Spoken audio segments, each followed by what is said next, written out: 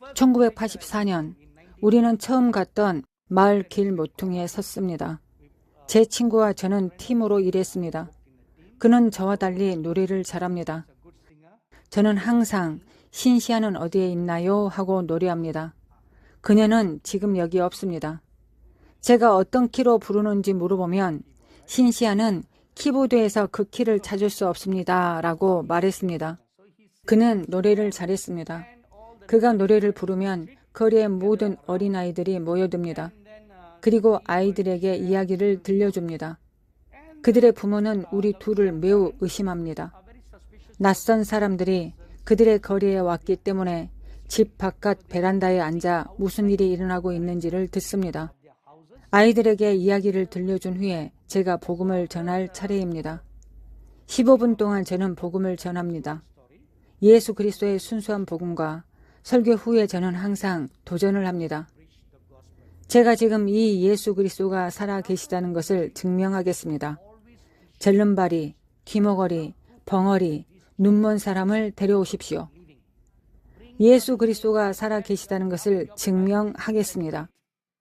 제가 그런 도전을 내렸을 때 군중들이 앞으로 나왔습니다. 처음으로 그 도전을 했을 때 약 50명의 군중이 우리 주변에 모였습니다. 이것은 완전히 힌두교 마을이고 기독교인이 한 명도 살지 않았습니다. 저는 지금 예수님이 살아 계시다는 것을 증명하겠습니다. 여러분 중에 아픈 사람이 있습니까? 14살쯤 되는 소년이 있었습니다. 그는 오른쪽 다리가 소아마비 때문에 뒤틀리고 구부러져 있었습니다. 그는 저는 믿습니다 라고 말했습니다. 제가 그를 보았을 때 큰 믿음으로 한 담대한 말이 날아갔습니다. 마음속으로 생각했습니다. 두통, 열, 복통이 아니라 여기 다리가 심하게 뒤틀리고 휘어지고 구부러졌습니다. 오 마이 갓, 내게 무슨 일이 일어난 것입니까? 그래서 상황에서 벗어날 매우 영리한 방법을 생각해냈고 그에게 물었습니다. 너는 주 예수 그리스도를 믿니? 그가 아니라고 하면 저는 기도할 수 없다고 말할 작정이었습니다. 그 작은 힌두교 소녀는 네 선생님, 네 선생님 이라고 소리쳤습니다. 그래서 저는 그에게 너희 어머니는 어디 계시니? 라고 물었습니다. 어머니가 바로 거기에 와서 그 옆에 서 있었습니다. 당신은 믿습니까? 라고 물었습니다. 아니요, 잘 모르겠어요 라고 하면 하나님께서 역사하지 않으실 것입니다 라고 말하려고 준비하고 있었습니다. 하지만 그 소년이 뭐라고 말했는지 아십니까? 선생님, 믿습니다. 선생님, 믿습니다. 이 무렵 마을 전체가 술렁거렸고 촌장이라고 부르는 사람이 와서 그 자리에 서 있었습니다.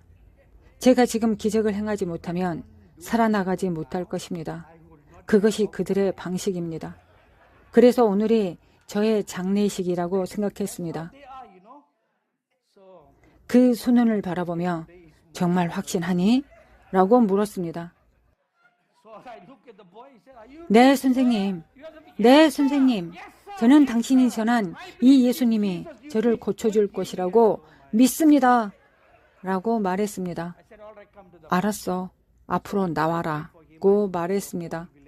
그를 위해 기도하기 전에 마을 전체를 바라보며 그들에게 물었습니다.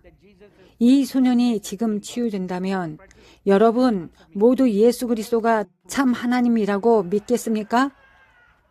당신이 증명해 보인다면 믿을 것입니다. 촌장이 먼저 대답했습니다. 저는 이 소년을 앞으로 불렀습니다. 그에게 손을 얹고 눈을 감고 기도하기 시작했습니다. 두 가지 기도를 했습니다. 하나는 그를 위한 것이고 하나는 저를 위한 것입니다. 기도하는 동안 제 영적인 눈이 뜨였고 하늘 보좌에 앉으신 주 예수 그리스도를 보았습니다. 그분은 미소를 짓고 계셨습니다. 저는 왜 주님이 미소 짓고 계시는 걸까? 내 영을 환영하시기 위해 미소 짓는 걸까? 라고 생각했습니다.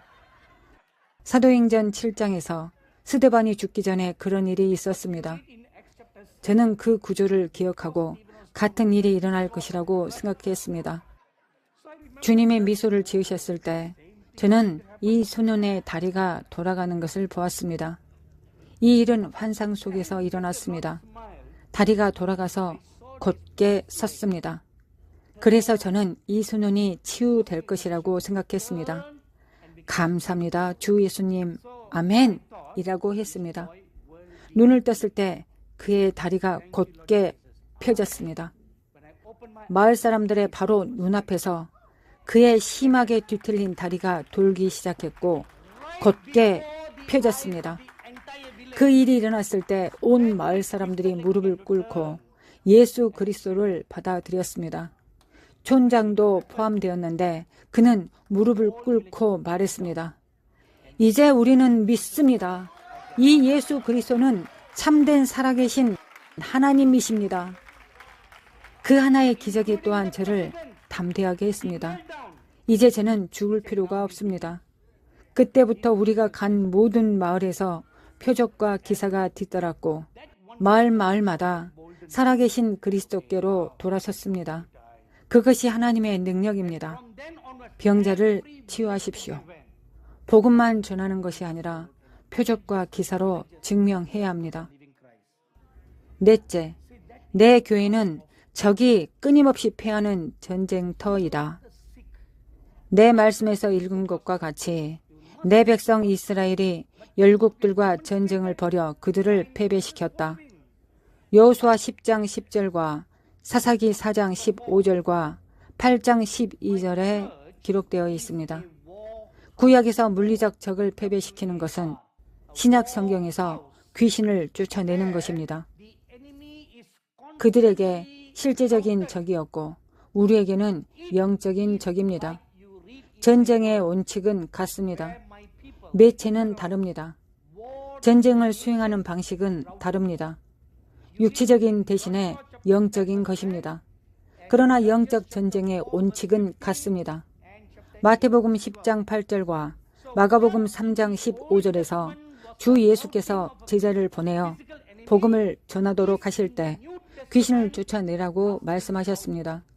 병자를 고치는 것은 귀신을 쫓아내는 것입니다. 초대교회는 끊임없이 귀신을 쫓아냈습니다.